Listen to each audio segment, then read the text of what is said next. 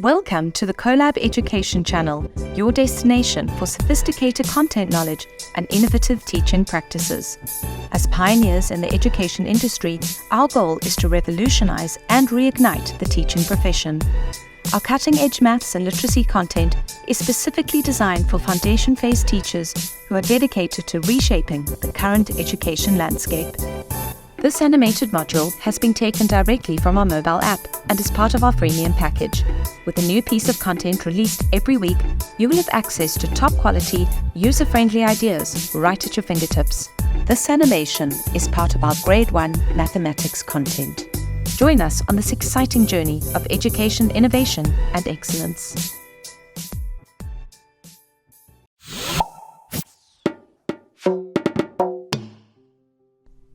Since this lesson on collecting and sorting objects is likely to take place early on in the school year, we recommend choosing a warm-up activity that requires little knowledge of numbers, counting, and other mathematical skills. We suggest choosing a warm-up activity that requires the children to categorize information, as it promotes making connections between similarities and differences which will assist them in the sorting process. Play a game called Which One Doesn't Belong? Ahead of the lesson, create a bank of images taken from magazines and newspapers. These can include pictures of food, places, people, animals, and shapes. The objective of this game is for the children to look at 4 images and decide which one does not belong. As long as a child's reasoning for the picture not belonging makes sense, there really is no wrong answer for this activity. Encourage the children to explain their thinking in different ways and to constructively and respectively challenge their peers on reasons provided. It is important for the children to engage in meaningful discussions from an early age. Young children have a natural desire to create order in their world. They sort and categorize to bring order to what they know. In sorting, children identify similarities and differences between objects and categorize them according to these attributes. The process of sorting involves 3 steps. 1. Deciding what characteristic to sort by. 2. Physically sorting the objects. 3. Describing the rationale for sorting. Talking through the reasons for sorting a group of objects is integral to the learning process. These discussions will allow the children to consider other characteristics by which the objects could be sorted.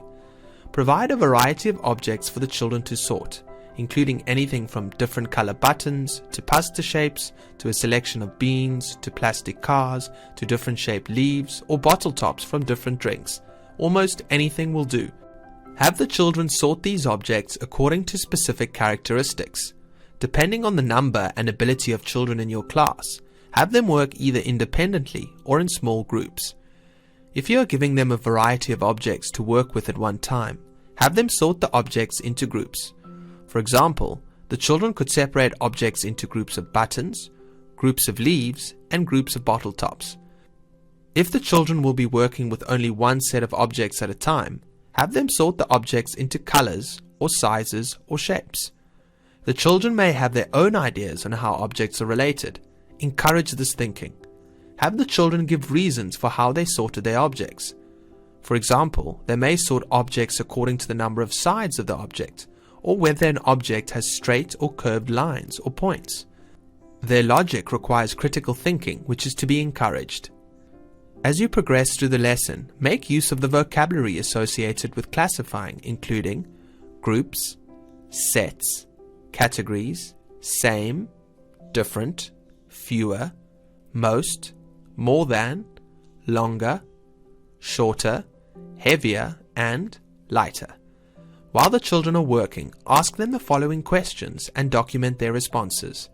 How did you sort your objects? What was your thinking? How did you group the objects? What characteristics did you choose to observe? How were your objects similar? How were your objects different? Which group had the most objects?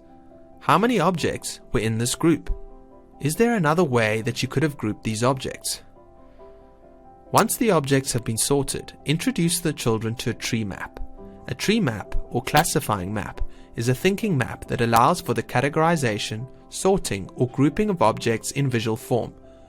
Because the concepts and vocabulary associated with classification is still new to the children, Have them represent their findings onto a tree map in the form of pictures rather than in words. Here is an example of how this map could be structured if the children were sorting objects from the recycling bin.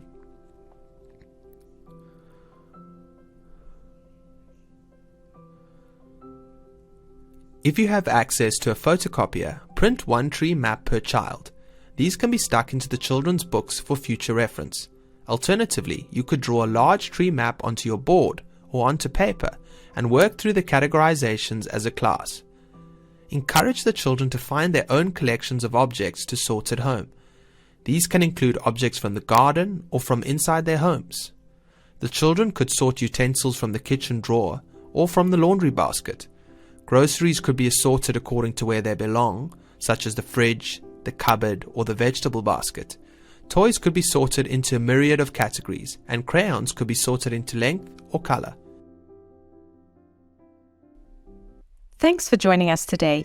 We hope you found this animated module informative and engaging. Mark your calendars for our next release, airing next week Wednesday at 8 a.m. Central Africa Time. To stay up to date with our latest releases, make sure to comment, like, subscribe, and follow us on all of our social media platforms, including Instagram, LinkedIn, Facebook, and TikTok. We appreciate your support and look forward to sharing our next module with you. Join the Colab tribe today.